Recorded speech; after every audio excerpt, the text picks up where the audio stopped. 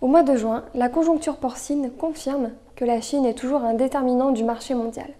Le pays ne cesse de souffler le chaud et le froid sur les autres marchés du monde entier. Un des premiers éléments à retenir ce mois-ci est le ralentissement des importations chinoises en avril, de l'ordre de 14% depuis mars. Les Européens, les Américains, les Brésiliens seront bien sûr affectés par ce refroidissement de la demande chinoise.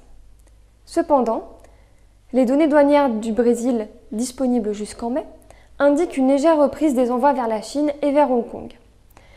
Le Brésil, quatrième fournisseur de la Chine, représente seulement 10% de la demande du pays, mais ce regain des exportations vers la Chine interroge sur la durée du ralentissement des ventes que connaissent les autres fournisseurs du pays. Les incertitudes chinoises sont toujours bel et bien présentes. Sur le marché porcin, la chute des cours s'est poursuivie durant le mois et les prix sont au plus bas, similaires aux références avant la crise de FPA. Une grande partie des élevages chinois sont alors passés sous le seuil de rentabilité. Cependant, depuis plusieurs jours, la baisse des prix semble s'être arrêtée. En Europe, les marchés assistent à la fin de la hausse des cours des prix à la production et des prix des pièces de découpe. Après des semaines de hausse, les cours européens des porcs destinés à l'abattage se sont orientés à la baisse au courant du mois.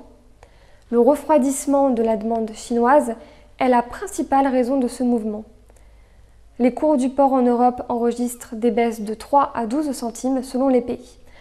En France, après des baisses successives au cadran en dernière semaine du mois de juin, le prix mensuel des porcs classe S et E s'élève à 1,72 €, une moyenne toujours supérieure à 2020 et à 2019.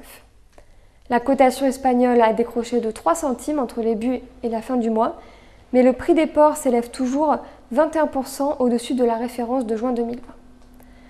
Le Danemark et les Pays-Bas, eux aussi, ont subi des baisses plutôt fortes, de 8 et 12 centimes. En Allemagne, les abatteurs ne suivent pas totalement la cotation de base du VEZG et pratiquent des prix maison inférieurs. La réduction des possibilités d'exportation est à l'origine de déséquilibres sur le marché de la viande. Malgré la baisse saisonnière de l'offre et le redéploiement partiel de la restauration à domicile, la demande intra-européenne reste insuffisante pour absorber les quantités de viande et soutenir les cours. Les opérateurs espagnols se retrouvent en forte concurrence avec les viandes allemandes au prix peu élevé depuis plusieurs mois.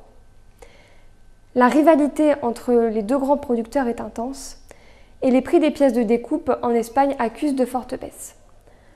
En France, les cours sur le marché de Rungis se sont stabilisés, ce qui laisse envisager la fin de la hausse des indices de prix des pièces achetées par les charcutiers français. Merci à tous et on se retrouve à la rentrée.